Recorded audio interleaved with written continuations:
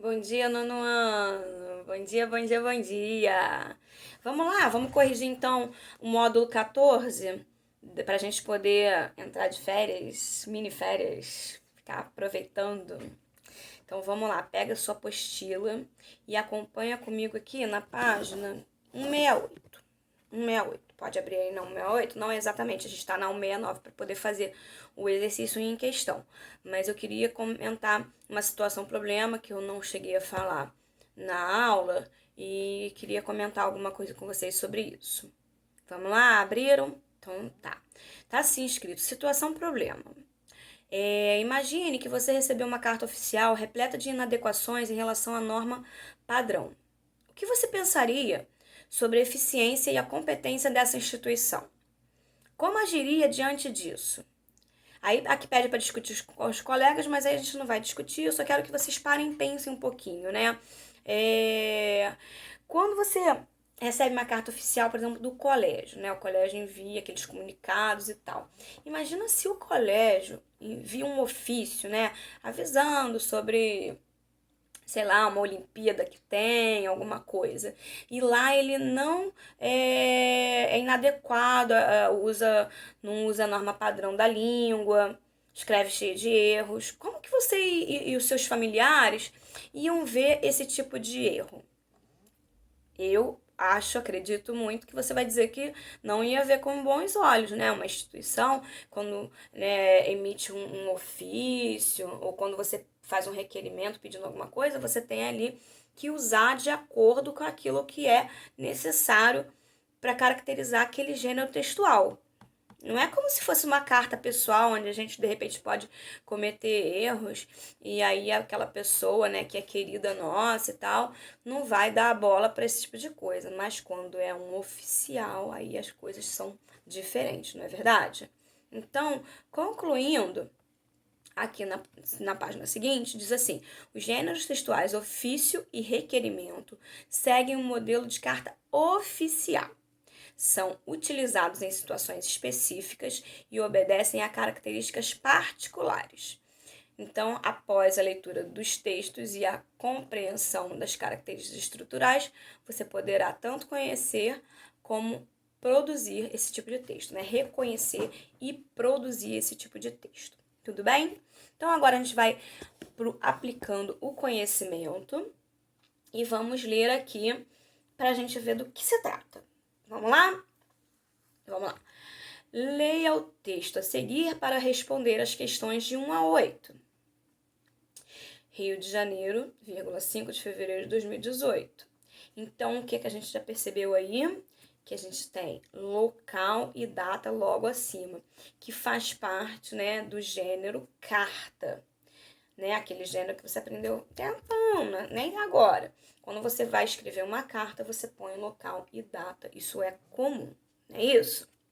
Aí depois, logo em seguida, vem ao sistema FSAT de Telecom. A/C, presidente Flávio Silva. Aí a gente sabe aí para quem está indo esta carta, que a gente ainda não sabe do que se trata exatamente. Mas esse documento, esse texto está se dirigindo aí ao presidente Flávio Silva da Telecom. Tudo bem? Depois vem eu, Pedro Martins, brasileiro, casado, engenheiro, portador da cédula de identidade RG número 222222. É claro que isso daqui é fake, né? Um nome de alguém que não existe, para a gente poder ver e adequar quando for nós escrevendo esse mesmo texto, tá? Então eu diria: eu, Daniele Rivas, brasileira, divorciada, professora, portadora da célula de identidade. Aí eu não vou falar minha identidade para vocês, não vou. E eu tenho tudo de cabeça, hein? Aí inscrito no CPF, tal, também tem tudo na minha mente, tudo gravadinho. Residente e domiciliado na rua. Aqui é Paraíso Encantado. A minha não é Paraíso Encantado. Mas aí tem aqui o endereço dele, né? Rua Paraíso Encantado, 22. Na verdade, tinha que ter um pouquinho mais. Já onde fica esse Paraíso Encantado? A rua tem que ter uma cidade, né? Um estado e etc. E aí, enfim, aí nisso, é claro que aqui, como é fake, ele não botou o endereço certo, mas aí você teria que botar o seu endereço, e aí, vírgula, né? Venho, por meio deste comunicado, solicitar meu desligamento do quadro de funcionários da FSAT por motivos de ordem particular. Beleza. Depois disso, aí ele termina, aí vem para outro parágrafo e diz: sendo assim, solicito que verifiquem se há algum tipo de pendência associada ao meu nome para que todos os meus compromissos com vocês sejam quitados.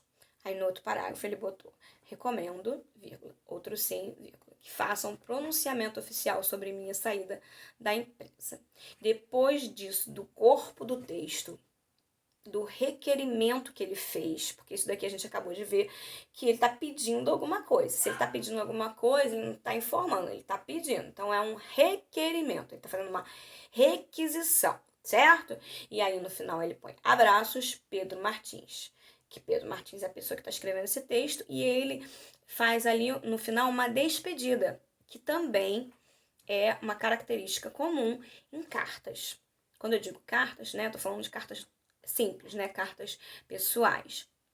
Mas porque a carta no todo, ela tem, qualquer tipo de carta, ela tem coisas básicas, como local e data, vocativo, assinatura, despedida, né, isso tudo. Então, foi isso que ele botou aqui, só que ela é mais formal, essa carta, né, numa carta pessoal eu não botaria meu RG, meu CPF, endereço, a menos que fosse eu falando para uma pessoa da minha família, dizendo que eu me mudei, e aí eu daria o meu endereço e tal, né? Mas não nesse tipo de coisa que, no caso, ele está falando que é para registrar quem é a pessoa que está se dirigindo a uma outra pessoa pedindo, requerendo alguma coisa. Tudo bem até aí?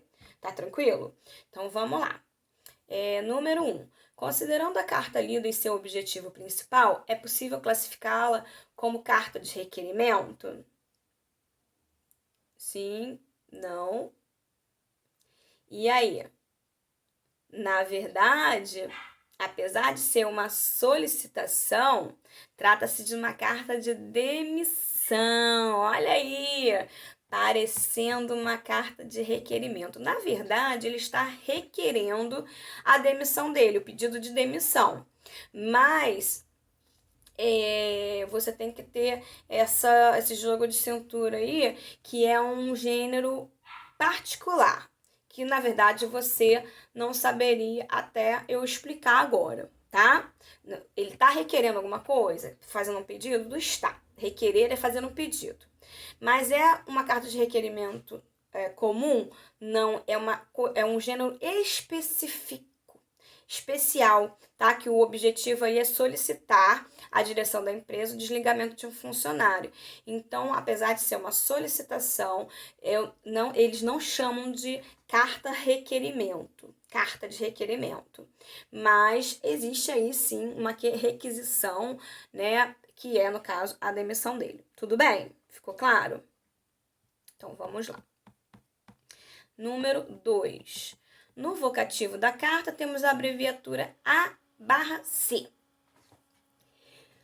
Com base no objetivo desse tipo de documento, né, que agora é um documento diferenciado daquilo que a gente estudou na aula que eu dei para vocês, explicite o que essa abreviatura significa e qual sua consequente importância para a carta em destaque.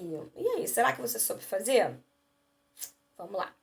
A/C significa aos cuidados de. Trata-se de uma especificação mais abrangente em relação ao destinatário, que é a empresa FSAT, determinando, no caso, que a carta deve ser lida pelo ocupante do cargo mais alto da empresa, dado o motivo da carta. Entenderam? Beleza? Então vamos lá. Dessa vez eu não vou botar aquela correção por escrito. Eu quero perceber se você também. Eu fico com esse medo, nesse receio de dar o escrito e você não olhar o meu vídeo e só copiar, né? Ter a resposta ali. Aqui você tem que ouvir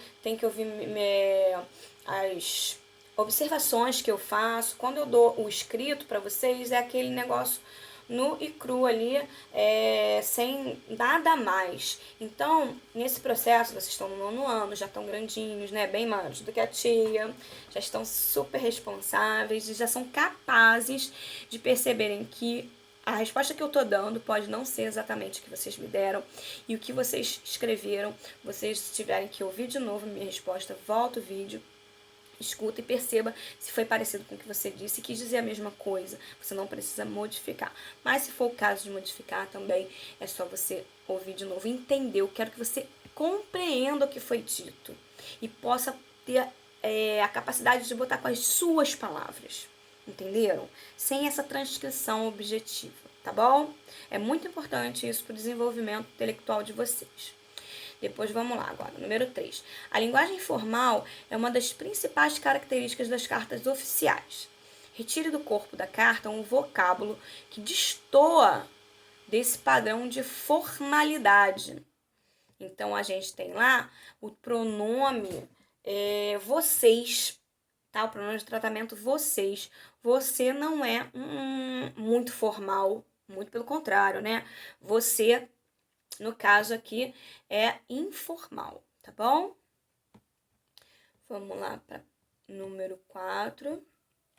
Releia esse trecho, eu vou ler de novo, tá? Recomendo, outro sim, que façam um pronunciamento oficial sobre minha saída da empresa. O termo destacado outro sim é um conectivo e tem função muito importante para estabelecer a coesão da carta. Explique essa função com base no sentido global da carta.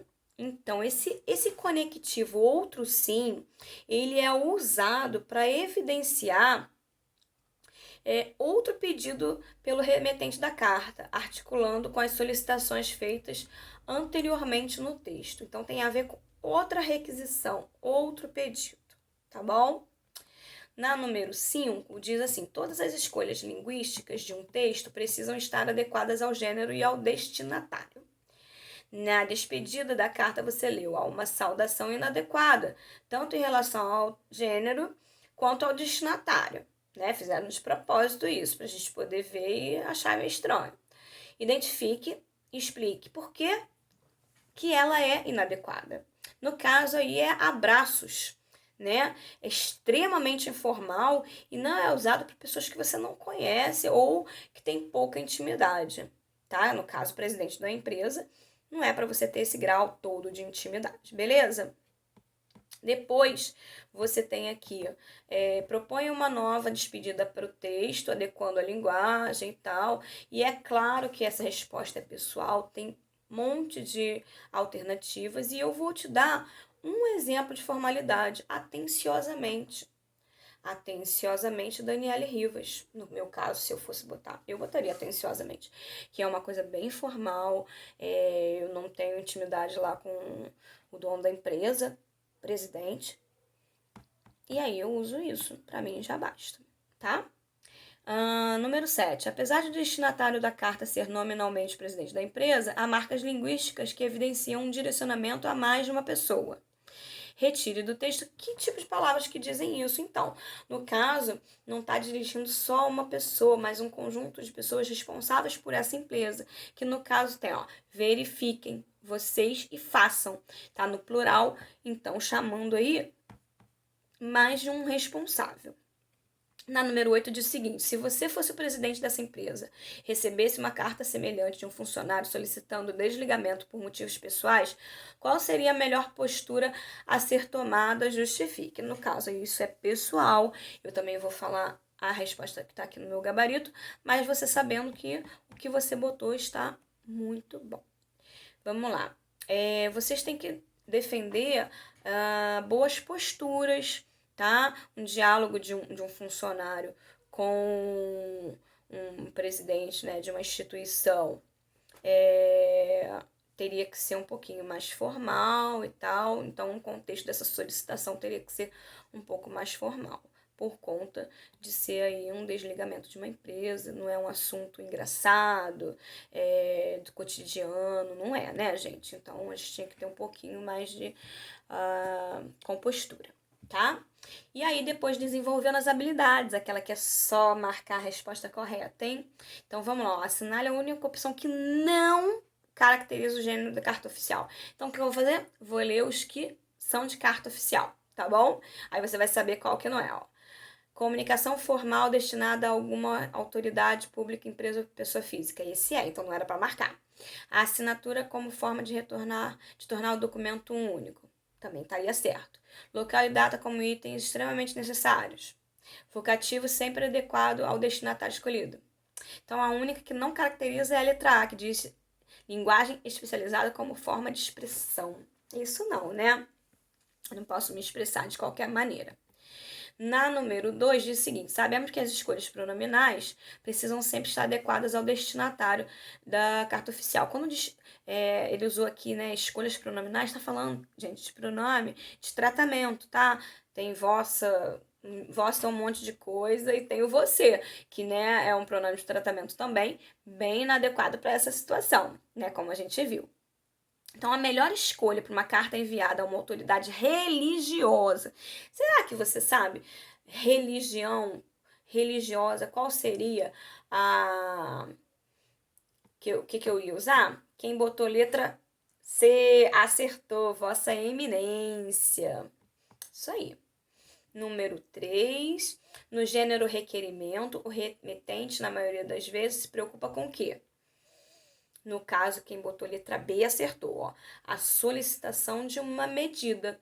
Então, a gente vai solicitar que algo seja feito. Por isso que lá na número 1, lá em cima, falou que não servia como ser carta de requerimento, porque não solicitou uma medida, na verdade. Por isso que aquilo dali tinha um gênero especial, mas que se parece bastante a um requerimento. Só que em vez de requerer que se tome uma medida, no caso ali, pediu-se a demissão, né, dele mesmo. E aí, no número 4, para a gente finalizar, no gênero ofício, o remetente, na maioria das vezes, preocupa-se com o quê? Remetente, quem envia, né? No caso, é a formalização de uma situação. Então, se eu tenho um ofício, tem que ser mega formal essa situação aí que se impõe. Tá bom, queridos? Bom descanso para vocês, tá?